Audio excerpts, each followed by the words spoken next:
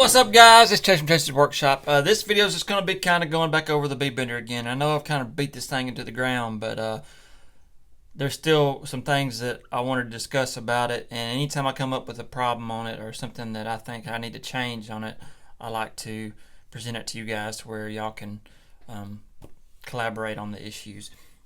Also, too, right quick, I don't know if you've noticed or not, but I posted the PDFs for like the router templates and all the different parts and stuff if you want to get on there and download them and print them out or whatever you want to do with them.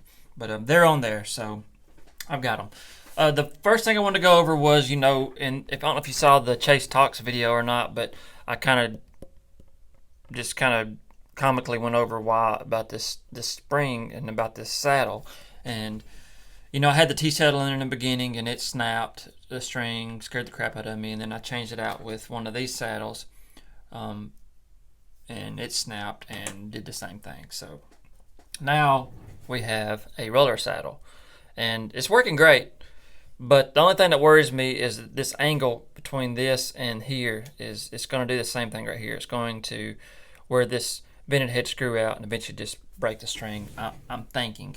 And if it does, my plan of action is to cut a V-groove in the back of this bridge and just let the string go right over the top of the saddle and right over the top of the bridge and wrap around that. So the only thing that will be touching the string will be the roller saddle and the nut, and that should alleviate any of those issues.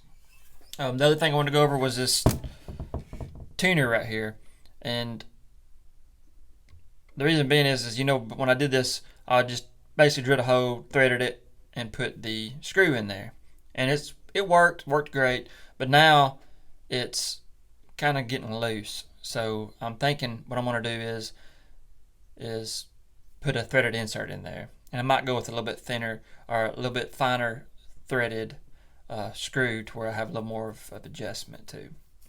So there's that. And you notice here too, I also changed this nut out because when I first started this, I had this all the way up here in the top, and the throw was just so long that I didn't really like it.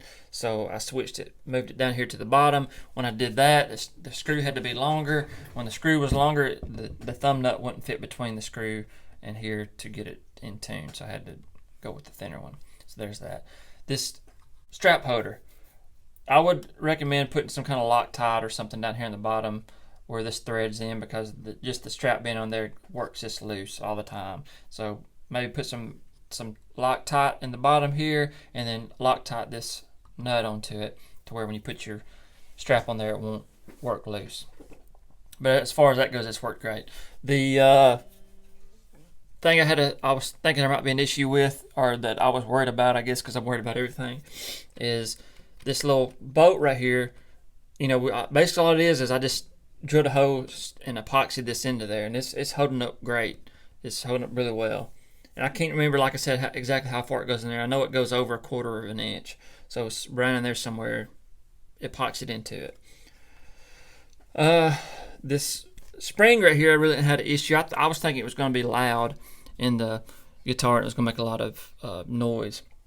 The one thing I will say about this, though, is this thing's like an antenna. So this thing needs to be grounded, too. And I hadn't done it yet, but I'm eventually going to run a wire in here and just kind of ground it out up here on one of these parts somewhere, and I ain't really figured out where I'm gonna do that yet. But so it does make noise, but it's not bad, but it does make noise. It does pick up interference, I guess. Well, alright guys, that's about it for this video. And as always, if you have any questions or comments, please leave them in the comments or send me an email, however you want to do it. The only stupid question is the question not asked. So the whole reason I made this channel was to help people do the things that I like to do, and to also get help from people that like to do the things that I like to do, if that makes sense.